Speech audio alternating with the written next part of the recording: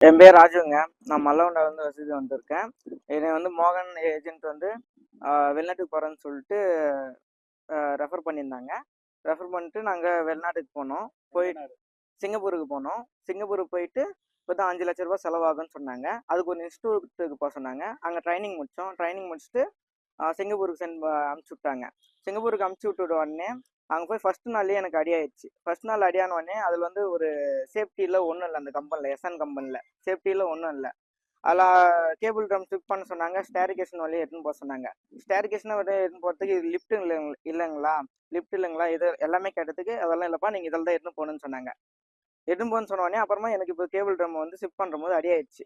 அப்புறம் ஒரு 1 ஹவர்ல வந்து என்னை ஹாஸ்பிட்டலுக்கு கூட்டின்னு போயிட்டாங்க. கூட்டின்னு போயிட்டு ட்ரீட்மெண்ட் இடத்துல வந்து என்ன சொன்னாங்கன்னா, கை வந்து இப்படிதான் வந்து கையை வந்து எடுக்கிற மாதிரி சொல்லிட்டாங்க. எடுக்கிற மாதிரி சொன்ன உடனே அப்புறமா வேற எந்த ஒரு ரெஸ்பான்ஸும் அந்த கம்பெனில எனக்கு பண்ணல. பண்ணாம சரி ஓகே, இந்தியாவுக்கு வந்து எங்க ஏஜென்ட்டுக்கு கால் பண்ணதும் அவங்க, நான் இந்தியாவுக்கு வந்துருங்கப்பா, இந்தியாவுக்கு வந்து நான் பாத்துக்கிறேன், உனக்கு எல்லா செலவும் நான் பாத்துக்கிறேன் அப்படின்னாங்க. சரி ஓகே, இந்தியாவுக்கு அவங்க பேச்சை கேட்டு இந்தியாவுக்கு வந்துட்டுங்க. இந்தியாவுக்கு வந்துட்டு ஜிக்மர் ஹாஸ்பிட்டலில் வந்து அட்மிட் பண்ணாங்க, கவர்மெண்ட் ஹாஸ்பிட்டலில் அட்மிட் பண்ணிட்டு அதுக்கப்புறமா மேற்கொண்டு செலவு எவ்வளோ ஆனாலும் நான் பாத்துக்கிறேன் அப்படின்னு சொன்னாங்க.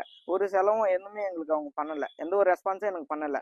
சரி ஓகே, அதுக்கப்புறமா சரி ஒரு ஒரு மாசம் கழிச்சு அவங்களுக்கு சொன்னும் போது பில்லு அதெல்லாம் எடுத்துன்னு வந்து எங்களை கொடுங்கப்பா, நான் உனக்கு கிளியர் பண்ணி கொடுக்குறேன் அப்படின்னு சொன்னாங்க. பில் எல்லாம் எடுத்துன்னு போய் கொடுத்துட்டு அப்புறமா இவ்வளோலாம் என்னாட்டு கொடுக்க முடியாது, நீங்க எங்க போய் பாத்துக்கோங்க பாத்துக்கோங்க. அதனால இப்போ எஸ்பிஆருக்கு நான் வந்திருக்கேன் கம்ப்ளைண்ட் பண்ணேன்.